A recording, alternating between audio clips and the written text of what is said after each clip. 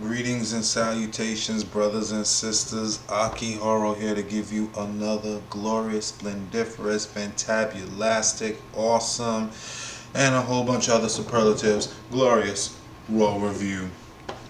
All right, let's jump right on down into it. I mean, Raw was, you know how Raw is, all right, but it's getting better. But we're gonna jump right on into it. All right, we're gonna start on out. Just check it out. Just like last week, how we had it opening up with John Cena trying to give, you know, Jason Jordan the challenge and all of that good stuff, which Jason Jordan actually, took John Cena to the limits, which was actually pretty good here.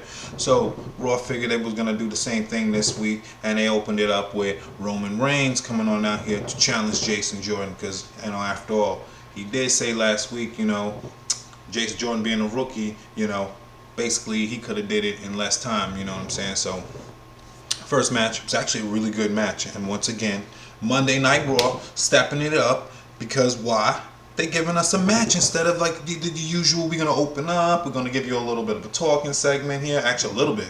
We're gonna give you a whole lot of a talking segment. But for the past 2 weeks, they've been giving us matches to start off, and I have been really, really digging that. That used to be SmackDown's formula right there. Start the show off with freaking bang. Get the crowd hyped up and get everybody on into it. You know what I'm saying? And this match delivered. Jason Jordan. You know what I'm saying? He took Roman Reigns to his limit. He tried to start off the match with a handshake. Roman Reigns was like, whatever. You know what I'm saying? The match went for a pretty good, at least 20 plus minutes. You know what I'm saying? It was nice back and forth. Jason Jordan was bringing the pain at first. Roman Reigns was shutting him down. You know what I'm saying? He was, big dogging him, no selling. Jason Jordan was trying to take the wrestling to him, you know what I'm saying? Tried to ground mat him, like what he did last week with John Cena, but Roman Reigns wasn't having any of that, So for about the first, I'd say about the first 5.5 plus minutes of the match, it was really Roman Reigns just getting it in, making it look like it was going to be easy until, Jason Jordan, he found the combination, being a talented NCAA professional wrestler that he is, he found a way to slip through the cracks. And boy, he took Roman Reigns to the limits. Almost got him with a double Northern Light suplex into a bridge, which looks beautiful, if I may say so. And Jason Jordan, he's definitely stepping it up. But of course, Roman Reigns, Superman punch, spear, and that's all she wrote. That match ended in around 22 minutes, and it was really freaking good. It was really good. I have to give Roman the credit where the credit can do. But check this out. This is also good for Jason Jordan because for the longest, you know what I'm saying, nobody knew what was going on with this guy. They had him involved into the storyline with the Kurt Angle, that you know what I'm saying, and now he's the dad and all of that stuff, you know what I'm saying, the Jason Jordan, and then they kind of really don't talk about that too much anymore. So I don't know if they're just gonna put that on the back burner, and now they're having Jason Jordan, in these high profile matches, which is good for him because you know what I'm saying, he's not sinking, you know what I'm saying, he's definitely swimming, and I don't expect Jason Jordan to win any of these matches, but what I do expect to see is a showcase of Jason Jordan's skills and athleticism, and that is definitely what we're getting and what we saw tonight and what we saw previously last week. So I was thoroughly amused and was impressed with this match.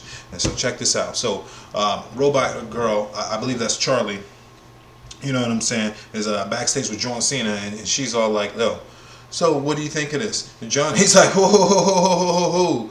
I'm gonna come right on down here and tell Roman to his face how I feel about all of this." All right, okay, so then next thing you know, John Cena's music is playing, and he's coming right on down the ring for a third week at pretty much just destroying Roman Reigns on the microphone. But nonetheless, he really is giving Roman Reigns a chance. And I know we see a lot of people want to talk about John Cena with the golden shovel and this and that. I believe it's really because John Cena is at this level. So he's expecting you to come in at this necessary level. So he's like, I'm not going to hold back, you know what I'm saying? We're going to go in there, we're going to give this an all, you know what I'm saying? We're going to go in here, we're going to sell this like we're really genuinely upset. So I'm going to hit, and sometimes it's going to be below the belt. Ask The Rock about this, you know what I'm saying? He was hitting below the belt, but we expect, or at least he expects the other guy to hit below the belt as well. Kind of like what The Miz did, when he took it to there, how he called him robotic, back during before the WrestleMania, all those awesome promos that The Miz was putting out there, right? You know what I'm saying? With Maurice and him dressing up like Cena and Nikki Bella, like, I love you, And he would always tease her like he was gonna pop the question, and then he would literally like pop a question. You know what I'm saying? So that was really good. So if you're gonna step to Cena, just bring it your all. And Roman Reigns, while doing better than he's done previously for the past 4 years or so, is nowhere near on Cena's level, which is like Rock, Jericho, CM Punk, and you know what I'm saying. And then he's way up there on the upper echelon. You know what I'm saying. This guy is just freaking amazing here. You know what I'm saying.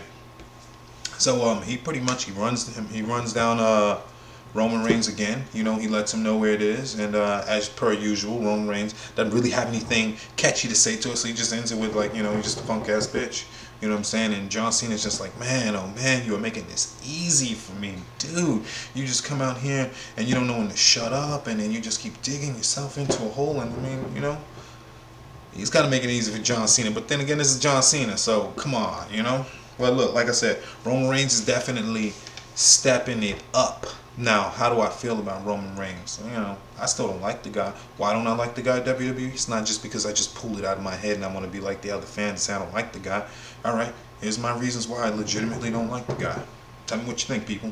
One, he still has the Shield music. Yeah, he's not in the Shield, yet we got 3/4 of the Shield, or 2/3, excuse me, 2/3 of the Shield back together. They can't even use their own Shield music or dress the way they were because Roman Reigns has it.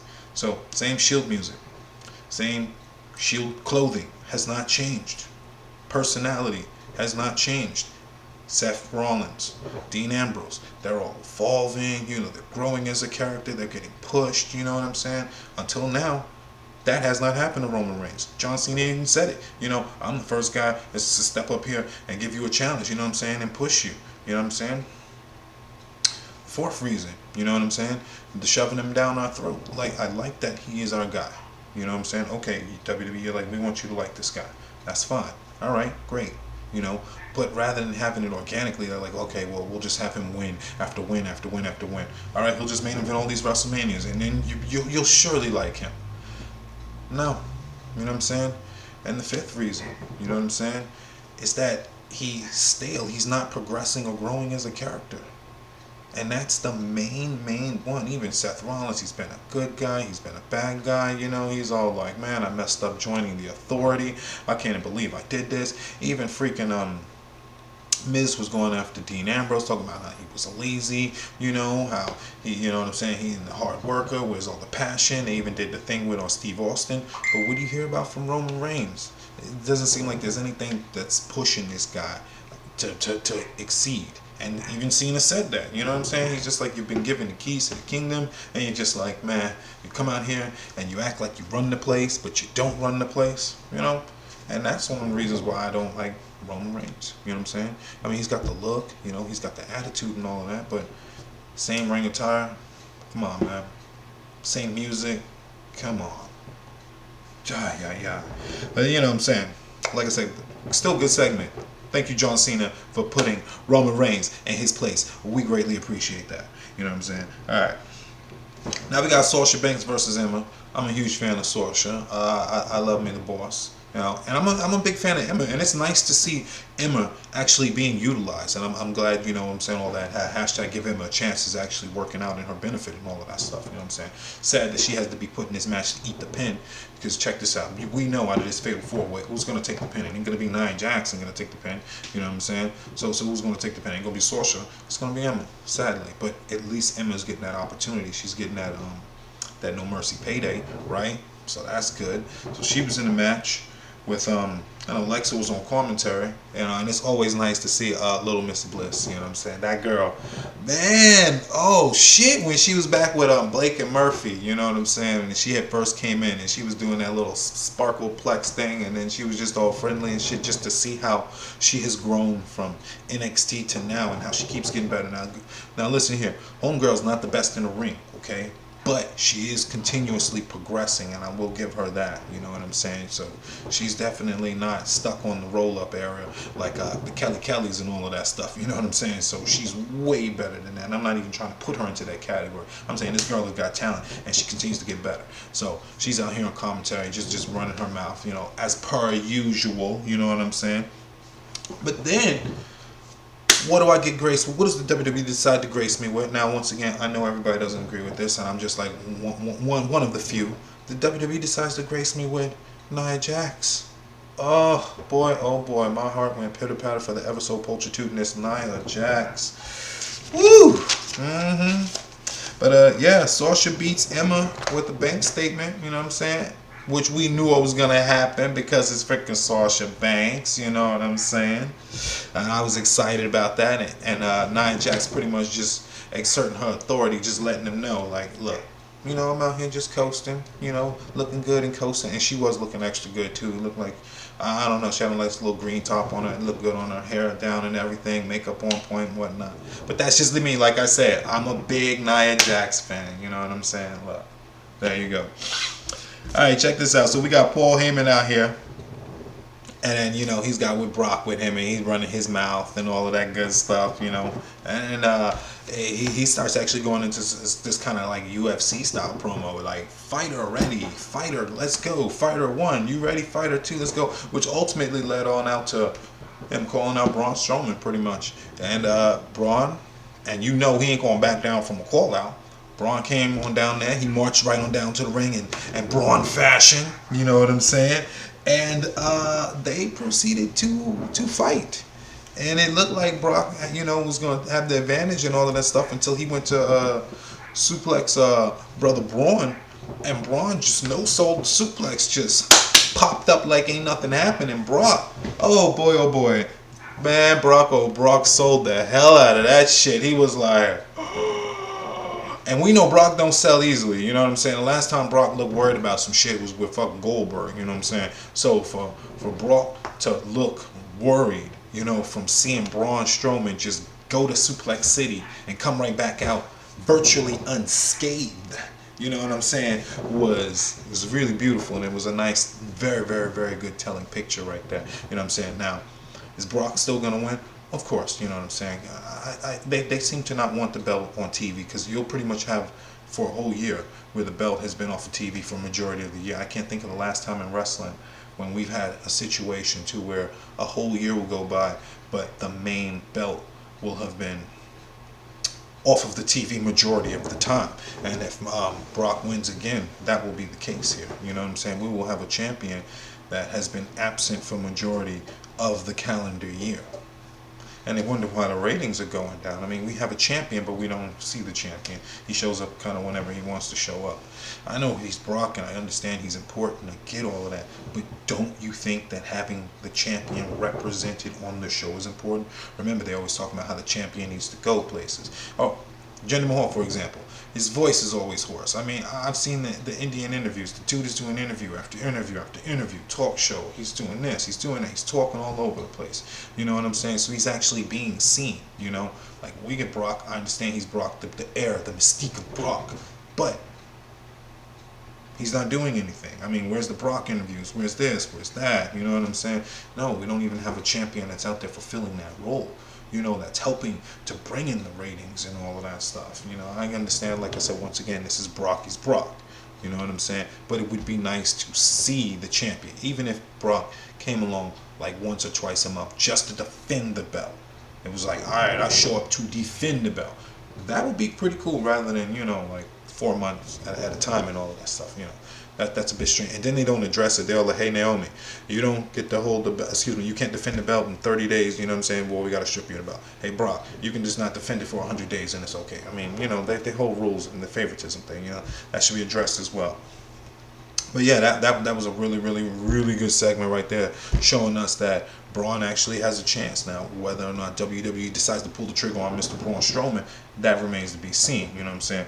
But up next, we got Goldust No Jutsu. Goldust coming out of nowhere, and boy, did I thought that this was actually going to be, remember when last time we saw Goldust, he was cutting a promo about how he was looking for a new prospect, so to speak. It almost seemed like Goldust was going to try to venture on out and become a manager. I was actually rather excited about where they were going with that. He was like him or her, or, you know, villainess, harlot, or, you know.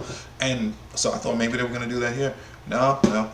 It was pretty much just a squash match for brother Mr. Cryptic Bray Wyatt, who, once again, I like him. I like his delivery. I like his presence. I like his entrance. I like his hipster look, you know. But his promos, man, oh man, does he be going into circles and stuff. And I wonder how many people actually understand what he's saying. Or are people just high off of like, this dude can fucking talk, man. You know what I'm saying? Or they're really comprehending what he's saying. Because I'm like, yeah. Anyway, he beats Goldust. He goes over on Goldust in about what, maybe 2 to 3 minutes. Then afterwards proceeds to wipe the paint off of his face. You know what I'm saying? But before I get on into that, I gotta say, Goldust seems like he's aging backwards. I remember seeing Goldust back in 1990 freaking 5. I was 11 years old watching him on Monday Night Raw. Okay, that's how long ago I can say that I've seen Goldust in there. Back when he was an Intercontinental Champion. Like way back in the day. Like I said, that was, yeah, 95 through 97. I remember seeing that guy. And then with the Monday Night Raws back when, oh yeah. He got electrocuted and stuff when he had the wig, and he had Marlene. Then he had Terry Runnels with him. Yeah, and he used to do the Shattered Dreams. You freaking put the punt, basically putting dudes' legs up and then just running and then just kicking them in the huevos and stuff, you know. So Goldust, man, he has been around for a long time, and that gimmick has stood the test of time on some like Undertaker level type. Now I'm not saying it's as big as the Undertaker's gimmick, but I'm saying it stood the test of time. This guy has not changed the Gold gimmick. He's gotten electrocuted, he's gotten weird, he's gotten strange, you know, Goldust Booker T, but he has always been Goldust. Oh wait a minute. I think for a while he did stop and take off the paint and whatnot, and then he was just like Dustin Runnels for a moment. That is true. I think he even went to TNA too. Yeah, that is true. That is true. But anyway, it's good to see Goldust. You know, he still looks good. He hasn't missed a move. This man was doing front freaking cannonballs. You know what I'm saying? From to the outside onto Bray Wyatt. So he's definitely still got it for a guy that I believe is about 46 or so. You know, so kudos to Goldust for keeping it in there. You know what I'm saying? Oh yeah, so Bray rubs the paint off of him, and he was just like, hey, he's just a man, just like Finn Balor. And the demon is just a man. He's not really a demon. He's a man wearing paint. And his Bray Wyatt voice, you know what I'm saying? So pretty much Finn Balor comes on out there, and Bray escapes on the way. You know what I'm saying? He scurries on, he scampers on the way like a little thief in the night, like roaches when you cut the lights on. Bray scurried on the way. You know what I'm saying? Well, what do you expect from Bray? You know what I'm saying? He's barely winning as it is. You know. He had to hurry on back, get a little piece of that JoJo, you know what I'm saying? Alright, now, once again, we got Robot Charlie backstage with freaking Sheamus and Cesaro, which, once again, I like fusion. Sheamus and Cesaro. Oh, these dudes are growing on me, man, oh man. And they say that they're freaking more worried about Gallows and Andrews than Dean and Shane, and then they're going over how Gallows and Andrews are actually good friends, and how they're actually a real team, and how they're not really worried about Gallows and Andrews stabbing themselves in the back or anything, which therefore makes them much more of a credible threat, since Dean and Seth, or obviously Seth, you know what I'm saying, is, you know, was known for the longest for being a freaking Mr. Stab you in the back and whatnot, you know what I'm saying? So they pretty much still holding that over Dean's head, hoping, I'm pretty sure they're kind of hoping that Dean is just gonna, you know, just be like, and get in his head and whatnot, and then just be all untrustworthy towards Seth and whatnot, some mind games and whatnot, but they ain't falling for that. Come on, man, this is the Shield, baby, this is the Shield, yeah. So now we got Ambrose and Gallows versus Cesaro and Sheamus. And you got freaking Seth and Dean on commentary, you know what I'm saying? But the match didn't even get going because Gallows and Andrews, so they came out first, right? Gallows and Andrews is already out in the ring and everything, right? Seth and Dean is on commentary, you know what I'm saying? They just making fun of everybody and whatnot and all of that stuff. So Cesaro and Sheamus is ready to come out, and then you know, they stopped and they looked over, and then they saw Dean and Seth right there. And then Seth got up, and then Seth went right after him, and then Dean followed, and then they just started fighting right there. Boom, boom, bang, bang, bang, throwing hands and fisticuffs. Then freaking Gallows and Andrews from the ring was just like, look, we want some of this too. They went on in there and they all just proceeded to freaking fight. You know what I'm saying? And then the crowd, you literally just starts chanting, delete, delete, delete, delete, delete, delete, delete, delete. Oh man, oh man, you know what I'm saying? So that was a pretty good segment right there. So they just fought, and clearly we knew, once we saw that, we knew that was going. You're all right. You got four of the freaking bad guy teams in there. You know what I'm saying? The heel teams in there. Gallows and Andrews. You know what I'm saying? You got Cesaro and Sheamus in there. So what else is going to happen? You know what I'm saying? They were going to have to try to find a team, and pretty much after that, the next segment come back. Seth and Dean backstage talking to Kurt how they want to get their hands on those guys, and Kurt's like, well, which guys? You know what I'm saying? They like all them guys, and Kurt's like, look, man, I can't do that, you know. But if you get two more people, you know what I'm saying, I can allow. Crowd even more going delete, delete, delete, delete. So we knew it was gonna be the Hardys. Like, what other team is actually left? We don't have no more good guy teams left to even choose from, you know. So that's pretty much it. So you knew the Hardys was gonna be inserted in there, you know. But then check this out, some great news. Asuka, all the way from NXT, is coming on up here, and by golly, I'm a little bit worried, like a lot of us. Go check it out on the internet. We're worried. We don't know how they're going to use this girl. This is a girl who should legitimately continue her winning streak. She beat all those girls up here, whether it be pick one, Nia Jax, she beat her. Emma, she beat her. Charlotte, she beaten her multiple times. You know what I'm saying? Becky Lynch, beaten multiple times. Bailey, beaten multiple times. Sorsha, beaten multiple times. Alexa Bliss, beaten multiple times. You know what I'm saying? All your top girls on the roster have been beaten by Asuka multiple times, so it's no reason for me to believe that Asuka's just going to come up to the main roster on Monday Night Raw, right? And then just all of a sudden start losing to these girls. You know what I'm saying? Like, that's just not going to make no sense to me. You know what I'm saying? So Asuka needs to come up there, and she needs to be booked, and she needs to be booked strong. She needs to be running through these girls like just straight up the way Shinsuke Nakamura should have been running through them. She needs to be just kicking people's in the head, you know what I'm saying, putting them in all kinds of coquina clutches, tapping them out, and it needs to be her division, and she gets that belt as soon as she can from Alexa or possibly Nia Jax. You never know, they might give it to her at no mercy. You know what I'm saying? It might be Nia's time.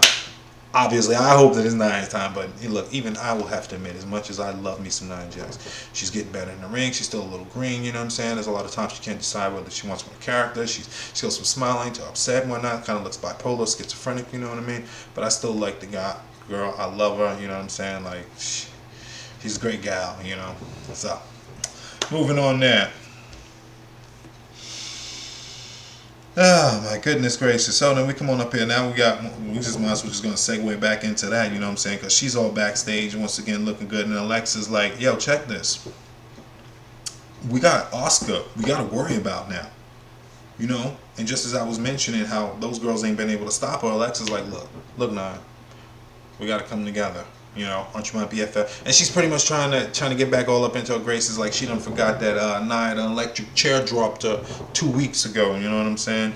So you know, she tries to butter up and all of that. Nia's like, you know what? Let's see if you still feeling all nice and friendly when next week after next week. You know what I'm saying? Because we getting that match. Because if y'all don't remember, months ago, back when they even started this whole thing, she was all like, if you help me, I'll go to Kurt, and then we'll get a match for you. And then it was like she said, oh, Kurt's busy, so yeah, you know, I just can't just force Kurt to do this stuff, so you know, I can't make the matches. And all these months later, Nia finally went to Kurt and got the match. So next week it's gonna be Alexa versus Nia Jax, which I'm excited for. So Elias Sampson is seen walking backstage. You know, he got his guitar thrown over the shoulder. You know, he's looking good. You know what I'm saying? He's got that vibe, and I'm just ready to hear how he's gonna run down this city. So I'm just excited about that. So we got Elias is out to the ring with the wonderful song. He's cutting down Anaheim, California. You know, Mighty Ducks suck this. You're terrible that. Ugly people. You know what I'm saying? And then gets cut off by Kalisto with some of the crappiest music. Like, that's all I gotta say. Just silence right there. And I try to like Kalisto. Like, seriously, why is Kalisto not on 205? Honestly, you gotta ask yourself this. The guy's about 165, 170. He's not on 205. So when I see him not on 205, it kind of makes me wonder why is there a 205 in the first place instead of not just having these cruiserweights, right? Let them just fight everybody. I mean, you got Kalisto, able to just fight everybody. You know what I'm saying? So why not let them? You know. Then you had Enzo Amore, obviously. He was out there fighting everybody, and now he's a freaking cruiserweight. So why even have the weight limit? Just do away with the weight limit. You know what I'm saying? And anyway, this was a throwaway match. I'm glad that Elias beat Kalisto because if he would have beat him, I would have jumped through the damn TV and would have started choking Vince McMahon for such a terrible ass decision. You know? I was very, very happy with that decision. Please use more of Elias Sampson, but the guy's so damn good, and we've got so many damn people and so many different feuds and whatnot. What are we going to do with Elias? Who's Elias going to get booked with? He's already was booked against Finn Balor. You know what I'm saying? That already ended away. What do we have next for him? You know, well, we got the freaking Miz with the Intercontinental title, and we got two bad guys there. You know how WWE feels about that. They're not going to have him go against the Intercontinental champion, you know what I'm saying, until at least we get that belt off of Miz, right? So what are we going to do with him? So he's continuing to be stuck in limbo, and don't be surprised if next week you might see him fight Kalisto again, or might have some kind of backstage interaction with Kalisto again.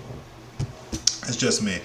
So check this out. Then they were building for this one for a week, and then, you know, with the intro and all of that stuff with the Braun Strowman versus John Cena, which really legitimately could have been a good pay-per-view match. I mean, could have been the main event for the show, but you know, with them all worried about football and this and that, they booking the show, and I watch football, as you can see, you know, New York Giants fan and all of that good stuff, but they're booking the show based on around the football rather than for the fans. So they're like, oh crap, well, we'd rather put this match right here because people might be starting the football or might be ending there, and we want to catch them into here instead of just making it like an actual main event. Because seriously, John Cena is John Cena, right?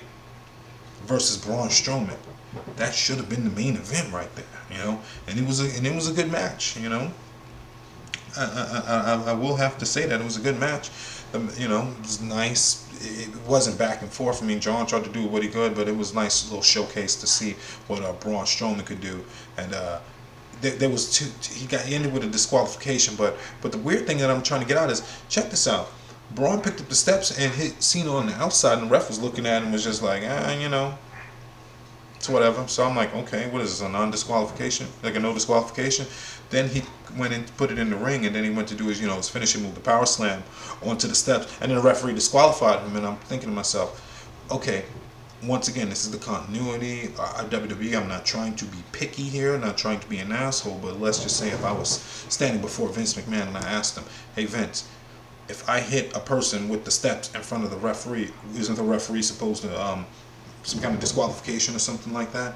And if the ref doesn't disqualify me for hitting him with the steps, then right, so I might assume that it's okay to do that. So if I hit him one time with the steps and the ref doesn't say anything, but I hit him the second time and the ref does say something, what is going on here then? That's all. It's just little errors that you see that go along there. You know what I'm saying? That's not nitpicking or anything. It does make sense. Like, I mean, obviously, if you picked up a chair and you hit somebody with the chair during the match, you would be like, well, why didn't that guy get disqualified, right? But then if he went and threw the guy on top of the chair and then the ref disqualified him, you'd be like, well, that's a bit strange. That's all that I'm saying. You know, you'd be like, that's a little bit weird. Why is it getting disqualified for being thrown on the chair, but not for being hit with the chair? That's all. You know, but other than that, and it was it actually was a good match, and it served its purpose there, and it definitely got Brother Braun over. So I thoroughly enjoyed it for that, you know. And he ended up there, you know, he stood strong over Cena, and I'm like, good freaking for you. Thank you very, very much. Right on top of the steps. I liked it. All right, so look, we got Seth and Dean backstage, and they act like they're looking for a partner, pretty much. They're like, and we know they're gonna run into the freaking Hardys. So you got 2 cents in the freaking brain. You already knew that the Hardys was just gonna be showing up, and then you got freaking Matt and Jeff around the corner, just looking as ever strange and broken as ever, but not really broken. possibly awoken. Who freaking knows? You know what I'm saying? The way they tease us and everything, you know. So yeah, and pretty much it's gonna be the Hardys they find. Yeah, there you go. No, so we got the Miz out with the Miz Taraj. You know, he kisses his wife. You know, he gazes deeply into her eyes. You know, and the Miz proclaims his love, all of that beautifulness, like he usually does with Maurice, and it's just a beautiful thing seeing them and their beautiful love. You know, bam.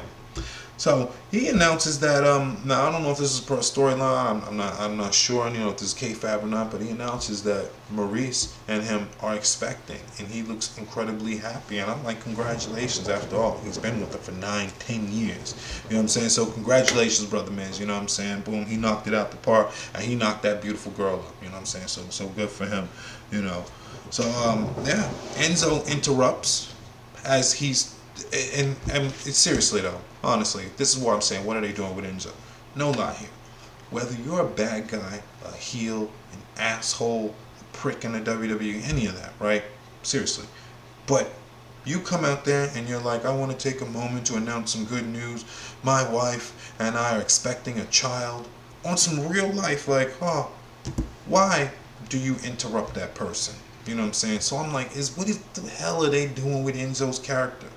Like, I can be an asshole, a prick, but I hear a guy interrupt, you know, like, oh, y'all having a kid. Okay, that's beautiful. Why am I coming out here to interrupt you? And the music starts playing and all of that freaking interrupts him, you know what I'm saying? He freaking runs his mouth, you know what I'm saying? And a nice back and forth ensued. And Miz went John Cena on him, you know what I'm saying? Miz lets you know, like, he's a great freaking talker. And you want to talk about a guy who's freaking stepped it up and now excels, man. Miz is on another level. I will give Miz that, you know what I'm saying? He has stepped it up, and he went at freaking Enzo, breaking the fourth wall, you know. This is why they throw you off of tour buses, why people don't like you backstage, you know what I'm saying? Because you got all the potential, the talent in the world, you know. But you're squandering it, you know, because you'd rather be hanging out with third-rate rappers than actually trying to train and become better. And I mean, sadly, it's true, because if I was given the opportunity that Enzo or James Ellsworth was, like basically given that football and was able to run with it, I would be running with it, and I would not be looking back. I would just keep going forward, like always moving forward, never going backwards. I would continue moving forward with it. And it's crazy to see someone like Enzo with that, all of that talent and stuff, and then it's just, you know what I'm saying, not utilizing it, you know, strip club this, you know, smoking and all of that stuff that, you know what I'm saying? And then all you're talking about how much money you're making and this and that, and then you're bringing people backstage and whatnot, and you're getting kicked off the tour bus and all of this stuff, man. Like, dang, stay humble, bro. Like, seriously. And I ain't talking about the song, you know what I'm saying, all that, but I mean genuinely, man. Stay humble. You know, you got a good opportunity with WWE. Please don't mess it up, because there's a lot of us who would love to have that opportunity, Enzo. You know what I'm saying?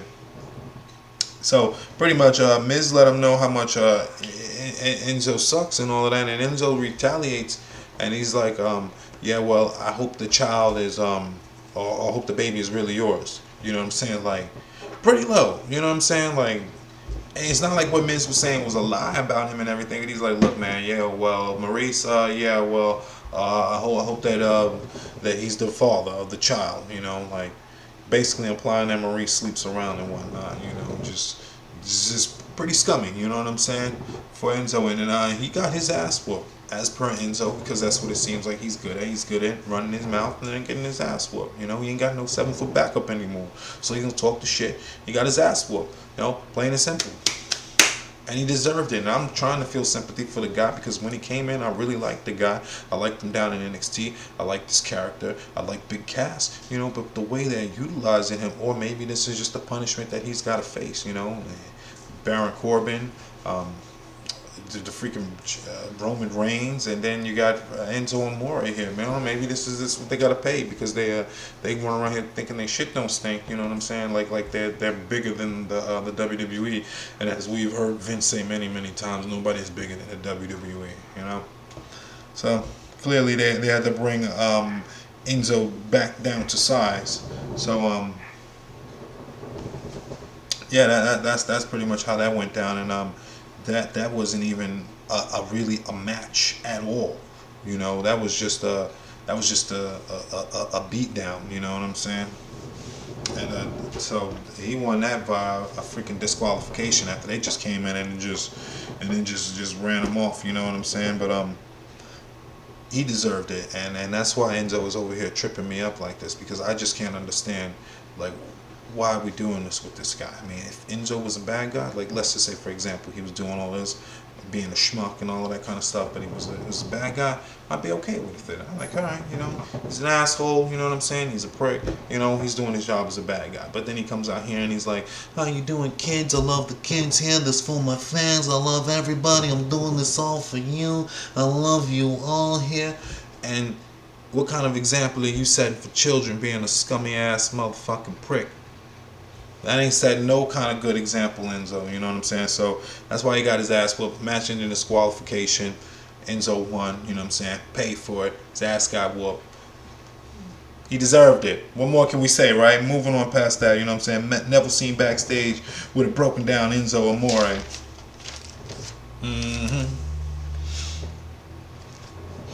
And he's just laughing at him, just like, pathetic Enzo. And it's true. He deserved it, you know what I'm saying? And then now we got the freaking pretty much the main event here. You know, Sheamus with Cesaro with Andrews and Gallows versus the Shield and the Hardys. You know what I'm saying?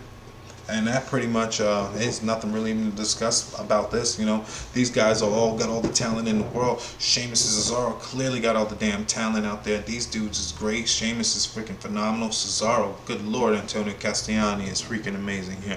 Gallows and Andrews, you know what I'm saying? Good golly gee willikers. IWGP freaking tag team champions, you know what I'm saying? Like these guys are really freaking good too, you know. Dean and Seth clearly ain't got to say nothing about the Shield. And of course the freaking Hardys superseding all of these guys, you know what I'm saying? But just, I would have loved to have seen this to be more than just like a, like a, let's just put this together here, you know? And that's pretty much what we ended with here. This is how I knew something was going on with the show. We ended Monday Night Raw, right? We ended Monday Night Raw with the Hardys, right? Seth and Dean versus Sheamus, Cesaro, Gallows and Andrews. That was our main event. Not Braun Strowman versus John Cena. You imagine how much more impact Monday Night Raw would have had with the show going off, right? And him just standing over John Cena after he power slammed him. You know what I'm saying? Like just standing over the top of him like, I'm not finished with you yet, Cena. Oh my goodness gracious. You know, something along those lines. Or the show could have ended with him just continuing along to beat up John Cena. That would have been freaking fantastic in itself right there. You know what I'm saying? I would have paid lovely to see him just continuing beating up John Cena. Like, oh snap. And then, you know, you get the logo at the bottom of the screen. The show just goes off like that. But look, check this out. Overall, Monday Night Raw, I gotta give you this, man. The show is probably a 6.5, man. Y'all are stepping it up. Each week that you start off with wrestling, I gotta give you at least a 5 and above just for starting the show off with wrestling. You know, it'd be nice if you worried more about Monday Night Raw rather than worrying about football. Because check this out, right? If you go and talk to the dudes doing the football and the soccer and all that, they worried about themselves. They worried about football. They're not worried about if people are watching wrestling or not. So because of that, we missed out on having a good main event. You're trying to switch things around, trying to keep people here and get people in there. Just worry about your core group of fans. You know what I'm saying? Worry about the people that are dedicated, that are going to tune in, whether it's Monday Night Football or not. Because I'm going to tell you this, as much of a Giants man as I am, right, I tune into Monday Night Raw over football. And this is as a guy who grew up going to see the Yankees and the Giants play. You know what I'm saying? I still tune in way over with the Monday Night Raw or any wrestling, you know what I'm saying, over the football. So, you know what I'm saying? So we exist out there. There are plenty of us out here who would much rather watch Monday Night Raw or wrestling, you know what I'm saying, rather than football. So it would be nice to just see you cater your show towards that. But other than that, man, like I said, show's about a 6.5, you know. Do better Monday Night Raw, and you are doing better. So that's pretty much all I can say about that, you know. So stay tuned. Definitely subscribe and all of that good stuff. I'll have my SmackDown review coming up pretty soon there. And SmackDown, yeah, that show actually went off with a bang, you know what I'm saying? But for the freaking first time in how long, you know what I'm saying? But Monday Night Raw, in terms of SmackDown, Monday Night Raw has been so much better than SmackDown has been as of lately. You know what I'm saying? But we'll get into that whole SmackDown Sin City review, and I'll have that up pretty soon. You know what I'm saying? So once again, brothers and sisters, I definitely appreciate all of y'all for tuning in, you know, and then listening to me ramble on and talk about Monday Night Raw, you know, as we all like WWE, you know what I'm saying? We're all wrestling fans, you know. So subscribe, comment, all of that good stuff. And I will see you all later. Ciao.